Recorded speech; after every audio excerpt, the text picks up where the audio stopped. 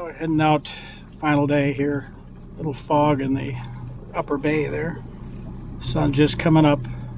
Wake up was 4 a.m. and I'm pretty well ready to go here. There's a fishing boat out there already this morning.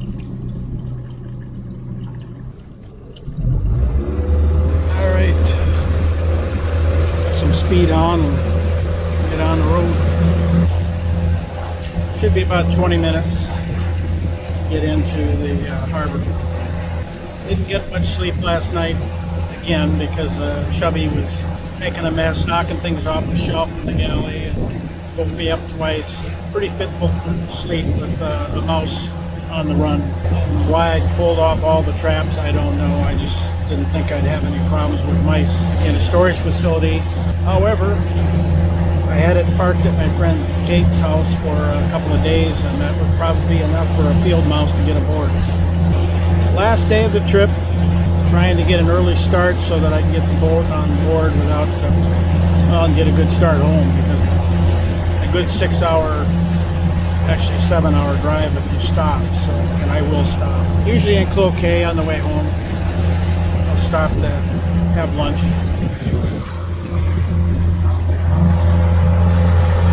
Show you what we've got going here. We're just coming out of the bay.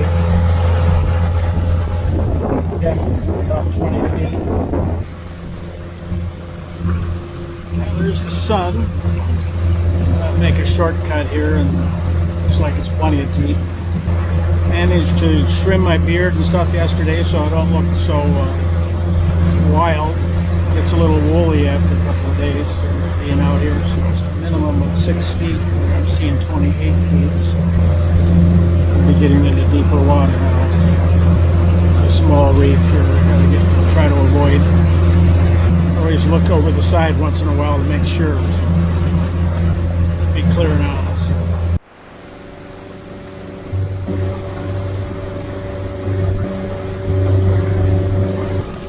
Up on the park surface ramp. For those interested in the charts, here are the 3 charts for the en route portion of day 12. We'll be heading into the boat ramp here shortly. It's kind of quiet around here. It's about 10 to 8. We've got quite an elaborate system here for docks.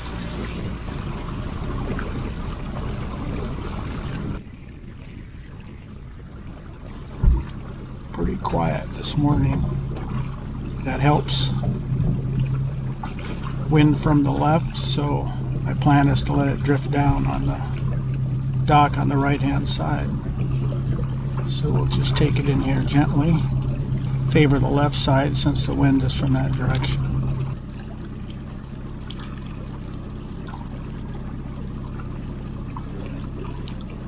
We arrived at the dock, a successful 12-day trip. And now the work begins. I've got about 2 hours before I can depart on my route home. Here's a shot from Google Earth showing the visitor center at the park. Just coming up out of the ramp area here. Take the next left to stay on Route 342.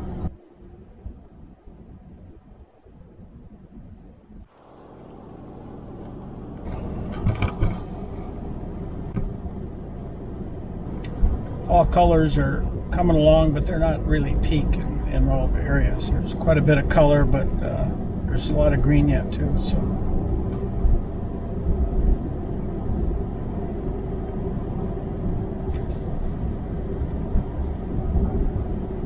this is all part of the park entrance here. So now we're on.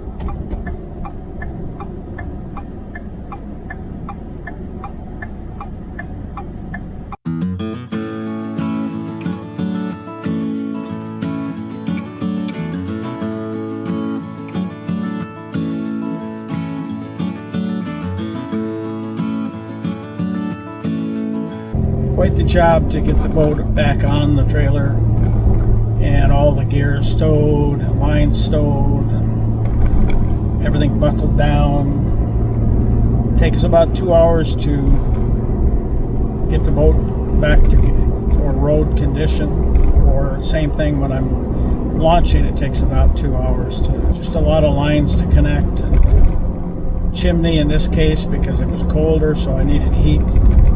So I had to put the chimney up, Can't have that on the highway. There's too much wind resistance. Blow away. That was interesting. I thought I saw a mockingbird, which was kind of strange up here. It's really more of a western plains bird.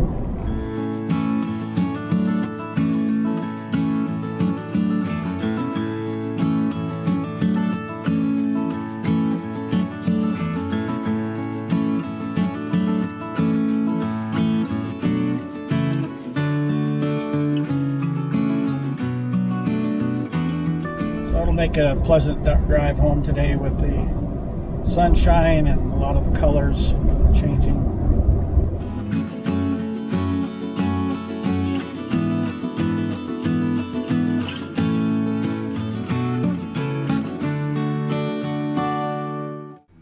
Well, folks, I returned to Forest Lake, Minnesota, my staging point, and parked the rig, planning to return the next day to clear out the fridge and retrieve food and gear.